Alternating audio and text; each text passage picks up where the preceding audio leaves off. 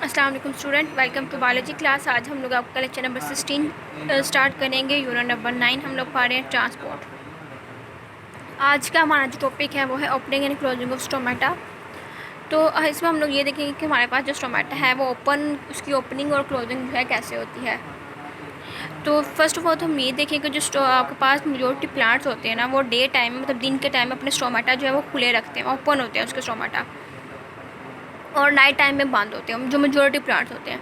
But कुछ plants आपके पास ऐसे भी होते हैं जो कि बहुत ही रेयर प्लांट्स होते हैं, वो नाइट टाइम में क्या करते हैं, अपने स्टोमेटा ओपन करते हैं। बहुत रेयर प्लांट्स होते हैं, बट जो मेजॉरिटी है वो क्या है, डे टाइम में अपने प्लांट्स को जो प्लांट्स हैं ना वो डे टाइम में अपने स्टोमेटा को ओपन रखते हैं। अब स्टोमेटा की हमारे पास एक रिस्पॉन्सिबिलिटी होती है कि वो क्या करता है, उसकी रिस्पॉन्सिबिलिटी क्या है कि वो ट्रांसपायरेशन को रेगुलेट करता है। इसके जो ट्रांसपायरेशन का मैकेनिज्म होता है, रिमूवल ऑफ वाटर होता है प्लांट में से, उसको क्या है, रेगुलेट करके रखता है। वो अब उसको कैसे रेगुलेट मीन्स कि उसको मेंटेन करके रखता है। रेगुलेट का मतलब होता है मेंटेन करके रखता है उसको, तो वो किस तरीके से मेंटेन करता है उसको। तो जो हमारे पास पता है कि हम जो एक स्टोमेटा होता है, इस फॉर्म में जो हमने पढ़ा था स्ट्रक्चर होता है स्टोमेटा का, उसका क्या है आपके पास ये इसको हम बोलते हैं कलेक्टिव स्टोमेटा। अब ये जो दो हैं ये क्या है, इसके गार्ड सेल्स होते हैं। तो अब जो गार्ड सेल्स होते हैं ना, जो एंड्स होते हैं, इसके थ्रू एक दूसरे के साथ अटैच होते हैं इस तरह से, ठीक है, मतलब जुड़े होते हैं एक दूसरे के साथ। तो जो ये गार्ड सेल्स इस तरीके से अटैच होते हैं, ये इनका एक जनरल स्ट्रक्चर था। तो अब हमारे पास जो इसकी इनर साइड होती है वो क्या होती है, वो कनकेव होती है, और जो आउटर साइड होती है वो कन्वेक्स होती है। और आपके पास ये जो इनर साइड है थोड़ी बेंट हुई होती है ना। तो उसके अलावा जो आपके पास इनर साइड होती है ना वो ज़्यादा थिकर होती है as compare to outer side. मतलब थिक मतलब यहाँ से बहुत ज़्यादा मतलब मोटी होती है आउटर साइड के कंपैरेटिव। उसके बाद अगर हम लोग ये देखें कि आपके पास जो गार्ड सेल्स है वो किस तरीके से मतलब ओपनिंग और इनकी क्लोजिंग होती है। तो जो गार्ड सेल्स होते हैं ना वो क्या करते हैं, उनके अंदर वाटर आता है। जब उनके अंदर वाटर आता है तो वाटर को ऑब्जॉर्व करते हैं, तो क्या होता है कि वो टर्जिड हो जाते हैं, मीन्स के सख्त हो जाते हैं। जब सख्त हो जाते हैं तो क्या होता है, इस फॉर्म बीन की शेप, मतलब ये जो बीज होते हैं ना आपके पास बीन के बीज होते हैं, उस फॉर्म में ये आ जाती है। तो जब उस फॉर्म में ये आ जाती है तो क्या होता है कि स्टोमेटा जो है फिर ओपन हो जाते हैं। जब बिल्कुल टर्जिड हो जाता है ना स्ट्रक्चर उनका, तो क्या है, स्टोमेटा जो है वो ओपन हो जाती हैं। और जब स्टोमेटा ओपन हो जाते हैं तो वो वाटर को रिलीज़ कर देते हैं जो उनके अंदर होता है। जब वाटर को रिलीज़ करते हैं तो वो बिल्कुल मुरझा जाता है, मीन्स फ्लैसिड स्ट्रक्चर हो जाता है उनका, तो बिल्कुल मुरझा जाते हैं, जिसकी वजह से जो है स्टोमेटा फिर अगेन बंद हो जाते हैं। अब ये तो हमने जनरली पढ़ा कि स्टोमेटा जो है किस तरीके से इनकी ओपनिंग और क्लोजिंग होती है।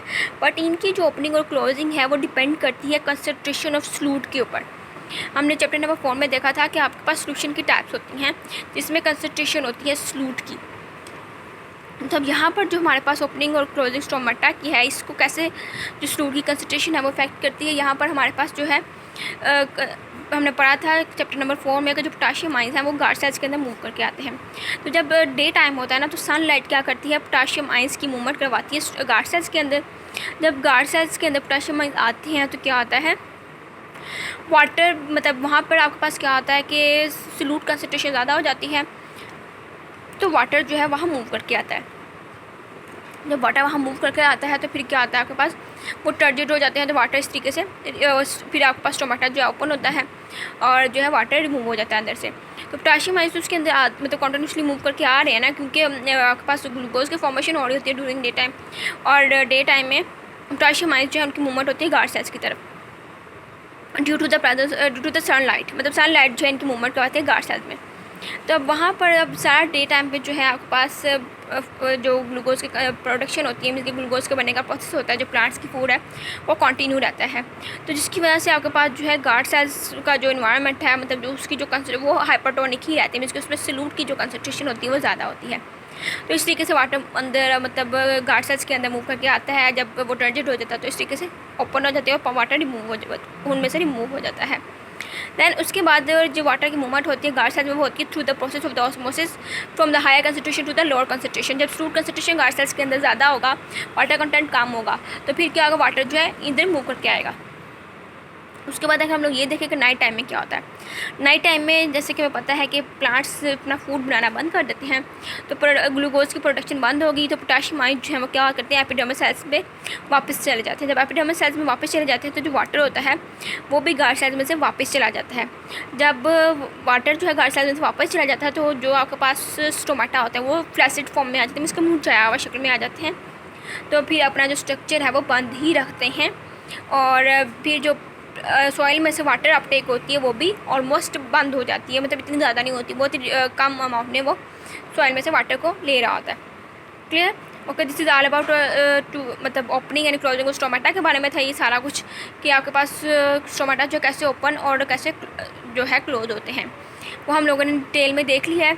अब हम लोग अपना नेक्स्ट टॉपिक स्टार्ट करते हैं।